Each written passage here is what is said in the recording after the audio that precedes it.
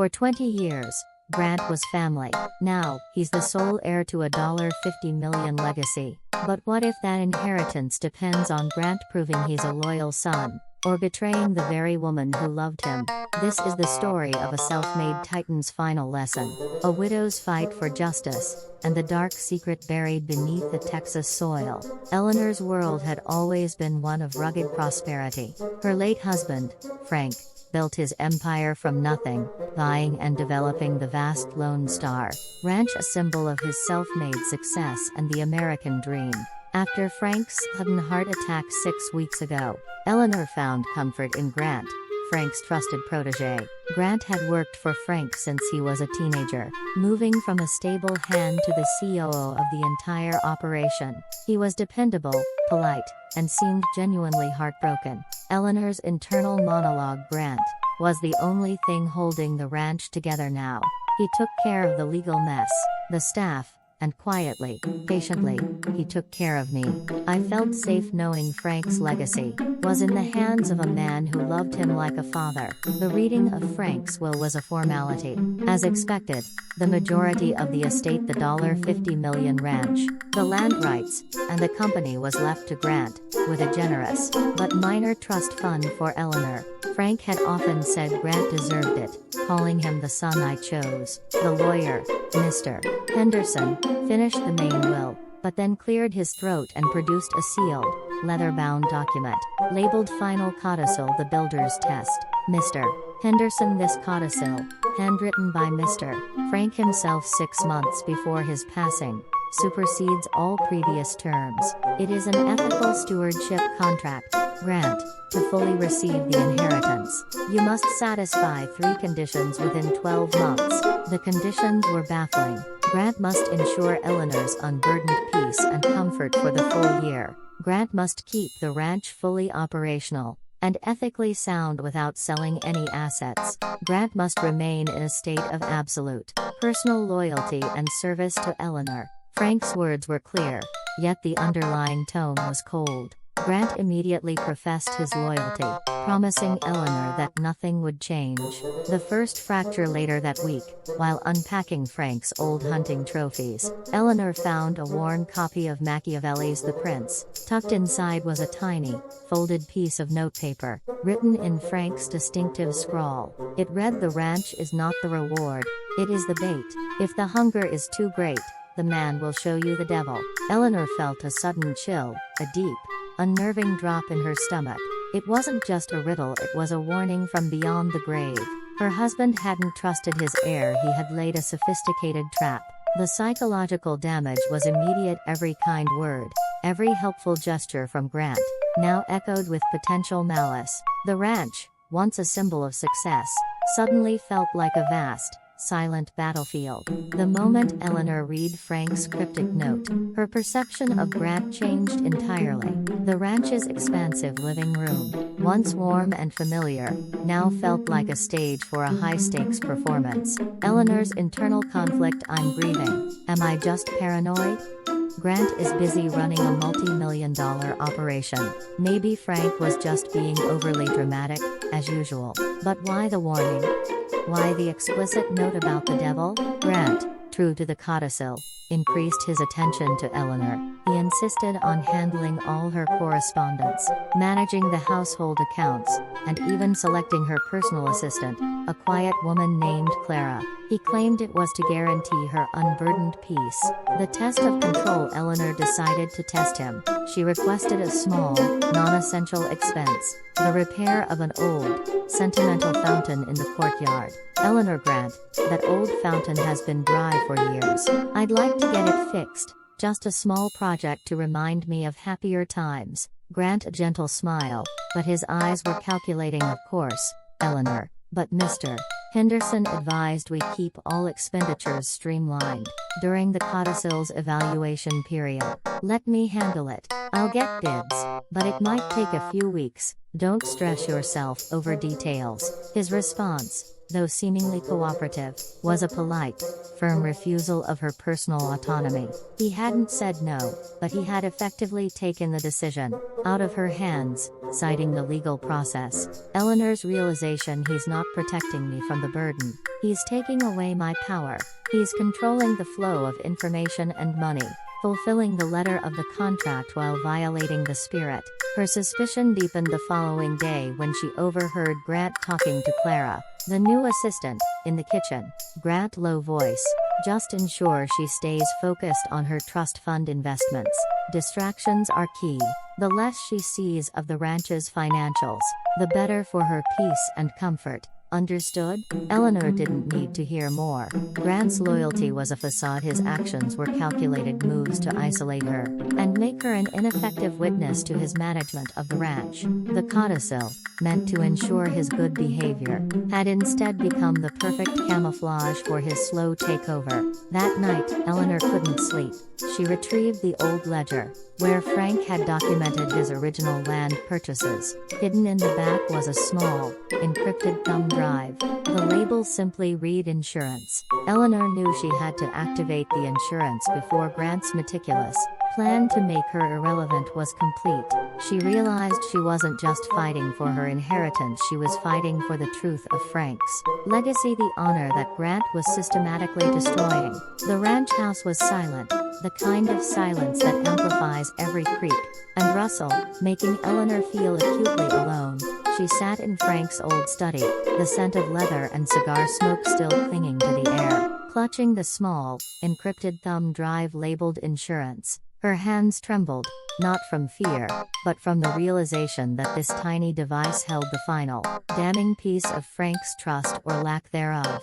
Inserting the drive into Frank's old, isolated computer was a commitment. The screen flickered to life, demanding a password. Eleanor tried every date, every name, until she typed honor. The drive unlocked instantly, filling the screen with an archive of meticulously organized files. The archive wasn't filled with cash reserves or secret land deeds. It was a dossier on Grant.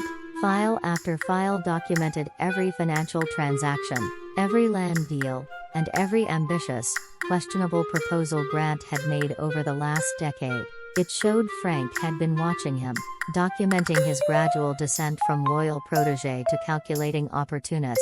Eleanor's breath hitched when she opened the most recent folder, labeled Final Proof.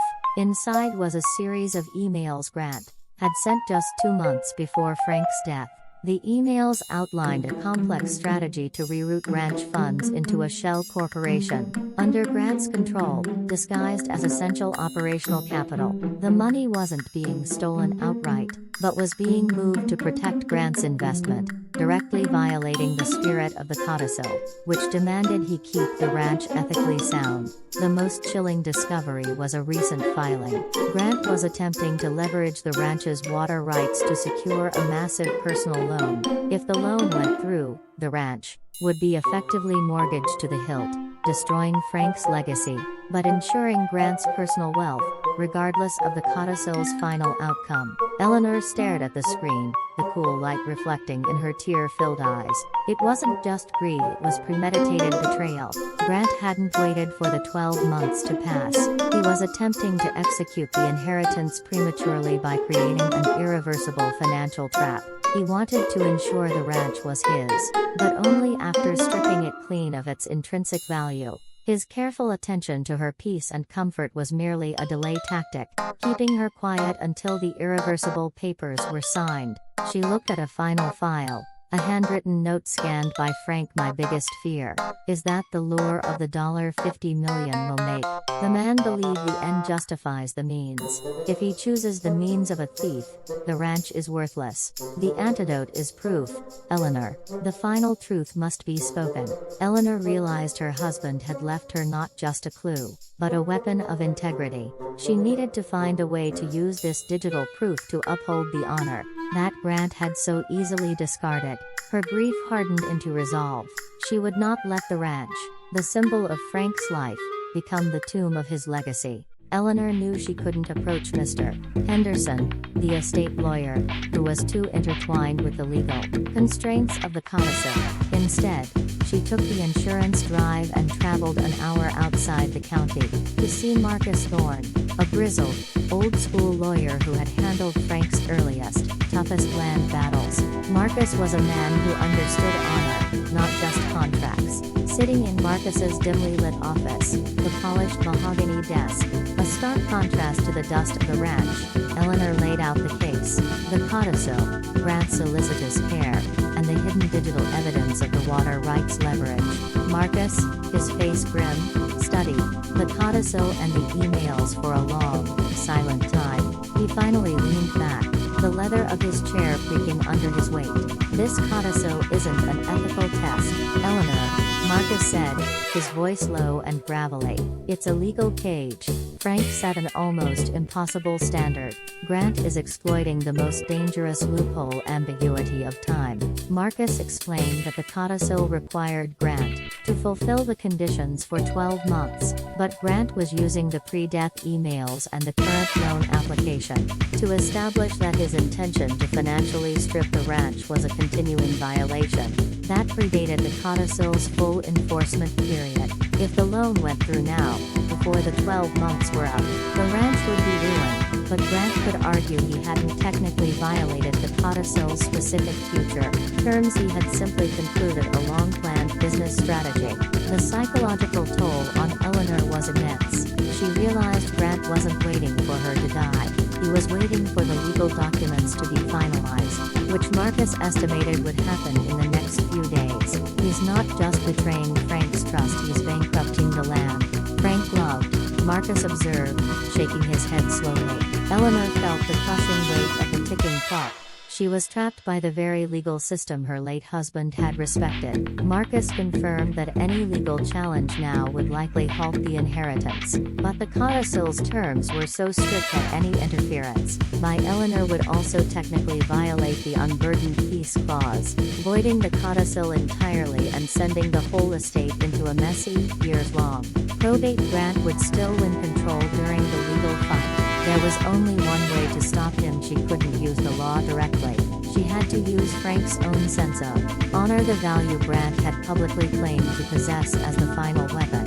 She needed to force a confrontation, a confession that would be recorded, proving he had violated the spirit of the contract. Before the legal loophole could be sealed, she had to lure him into a secluded place, the kind of place Frank would have used to settle a debt of honor. The final stage of the test had to take place on the Lone Star Ranch itself. Eleanor chose the location, the old water tower hill, the highest point of the ranch, where Frank and Grant had often gone to discuss future plans. It was isolated, windswept, and a symbolic stage for their final reckoning. That evening, Eleanor found Grant supervising a minor repair. "Grant," she said, her voice surprisingly steady, "I need to talk to you. Just the two of us. Tomorrow morning, sunrise, up at the old water tower. I want to discuss Frank's final intentions for the legacy." Grant hesitated, a flicker of suspicion crossing his eyes, but the lure of finalizing the estate discussion was too strong. He agreed, his smile returning, slightly forced. The next morning, the Texas sky was a pale orange. As Eleanor and Grant drove their separate trucks to the hill, Eleanor had concealed a small, high-quality audio recorder in the breast pocket of her jacket. Set to record, she carried the insurance thumb drive, not to use as evidence, but as a visual trigger. They stood side by side, the vast, quiet expanse of the ranch stretching below them. "This is Frank's land," Eleanor began, her voice barely above the wind. "He built it on the belief that a man's word was his bond. His codicil wasn't about the $50 million, it was about trust." Grant's demeanor shifted. He was no longer the polite son but the shrewd businessman. "Eleanor, Frank's intentions were complex. I am making the tough decisions necessary to stabilize the ranch's financial future. The loan is strategic, not a betrayal." Eleanor pulled out the thumb drive. "The insurance drive, Grant. I know about the water rights leverage. I know you've been undermining the ranch for months, trying to execute your takeover before the 12 months are up.